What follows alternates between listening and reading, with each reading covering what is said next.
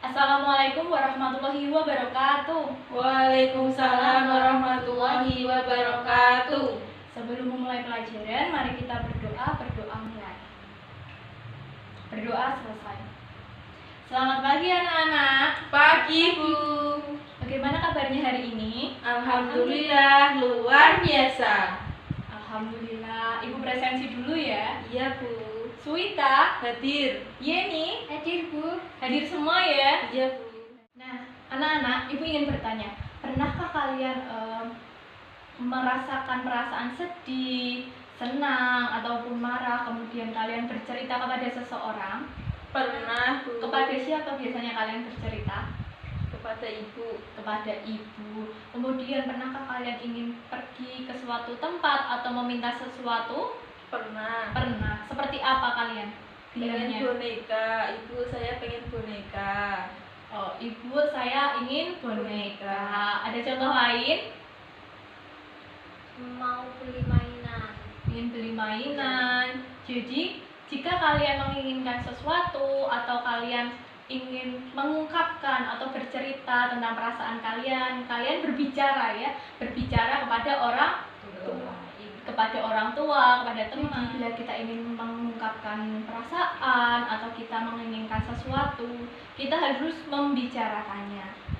Nah, berbicara itu termasuk dalam keterampilan berbahasa selain menyimak dan menulis. Berbicara adalah kata-kata untuk mengungkapkan perasaan, gagasan, atau pikiran kepada orang lain atau cara untuk berkomunikasi kepada orang lain. Nah, untuk meningkatkan keterampilan berbicara, ada beberapa cara yang harus kita lakukan atau ada beberapa cara yang dapat kita lakukan. Contohnya seperti mendongeng, kemudian bercerita, ya kan? Kemudian ada berpidato, bermain peran, berdiskusi seperti kalian tadi, berbicara kepada orang tua, bercerita kepada teman, ya. Nah, anak-anak, berbicara tentang hal itu, kita langsung masuk materi tema 9, yaitu tentang cerita fiksi. Siapa yang tahu apakah cerita fiksi itu? Saya, Bu. Ya. Cerita fiksi adalah bacaan yang berlandaskan imajinasi. Ya, bacaan yang berlandaskan imajinasi atau hanya fiktif, hayalan pengarang. Jadi tidak benar-benar terjadi. Unsur-unsur apa saja sih yang ada dalam cerita itu? Tema, tokoh, latar, Terus amanat, sudut pandang, Alur. Sudah, Bu. Nah, anak-anak, coba sekarang kalian baca cerita tentang anak gembala dan serigala. Kalian hayati, kemudian nanti kalian ceritakan kembali dengan bahasa kalian sendiri. Mengerti? Mengerti. Baik, Ibu beri waktu sekitar 10 menit untuk membaca dan memahami ceritanya ya. Iya, Bu. Baik, silahkan. Baik anak-anak, apakah sudah selesai membaca ceritanya? Sudah, Bu. Sudah. Sekarang siapa yang mau praktek bercerita di depan? Saya, Bu. Ya baik Mbak Swita, silahkan membaca di depan kelas ya. Iya, Bu. Nama saya Suwita dari kelas 6B. Saya akan bercerita tentang anak gembala dan serigala. Di sebuah desa, hiduplah seorang anak gembala yang bekerja pada seorang yang kaya.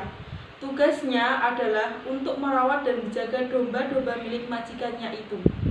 Sang majikan berpesan apabila ada serigala datang, ia bisa berteriak sehingga orang-orang desa akan datang membantu. Kegiatannya sehari-hari yang hanya menggembalakan domba di dekat hutan membuat si anak merasa bosan.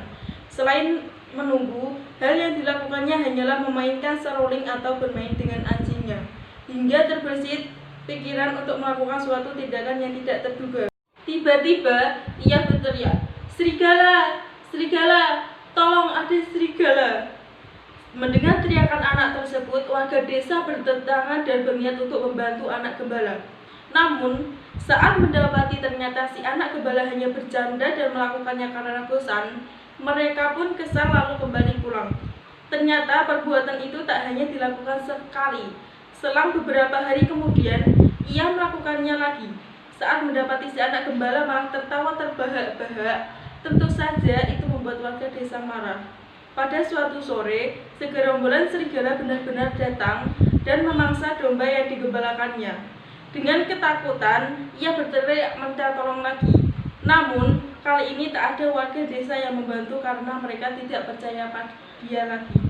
Akhirnya, kumpulan serigala tersebut berhasil memangsa banyak domba dan membawanya masuk ke hutan. Kejadian tersebut membuatnya menyesal dan tak akan mengulangi perbuatannya yang sembrono lagi. Terima kasih. Tepuk tangan dulu untuk Mbak Swita. Yeay. Terima kasih sudah berani maju ke depan. Selanjutnya apakah Yuri ingin bercerita di depan? Nggak mau. Kenapa tidak mau? Malu. Nah, anak-anak, bagaimana kalau kita malu? Padahal dengan kita berani berbicara, maka kita akan mendapatkan kesempatan-kesempatan, mendapatkan berbagai macam informasi, ya. Makanya kita tidak boleh malu dalam berbicara, dalam mengungkapkan pikiran, perasaan kita, oke? Nah, sekarang supaya tidak malu lagi, coba Ibu ingin bertanya, siapa aja sih tokoh yang ada dalam cerita tersebut? Anak gembala dan warga desa. Anak gembala dan warga desa, betul Mbak Swita? Betul, Bu. Betul. Kemudian amanat apa yang terkandung dalam cerita tersebut? Tidak boleh berbohong. Tidak boleh berbohong. Terus harus menghargai perbuatan baik orang lain. Ya, harus menghargai perbuatan orang lain. Lain. Terus ada lagi? Sudah. Sudah. Nah, anak-anak, bagaimana perasaan kalian belajar hari ini? Senang, Bu. Senang ya. Kalian sudah belajar apa aja hari ini? Keterampilan berbicara. Keterampilan berbicara, kemudian Berdongeng. berdongeng, kemudian kita juga Diskusi. Nah, ini kita bercakap-cakap, berdiskusi. Ini semua yang kita pelajari hari ini berkaitan dengan keterampilan berbicara. Anak-anak, apakah ada yang ingin ditanyakan sampai di sini?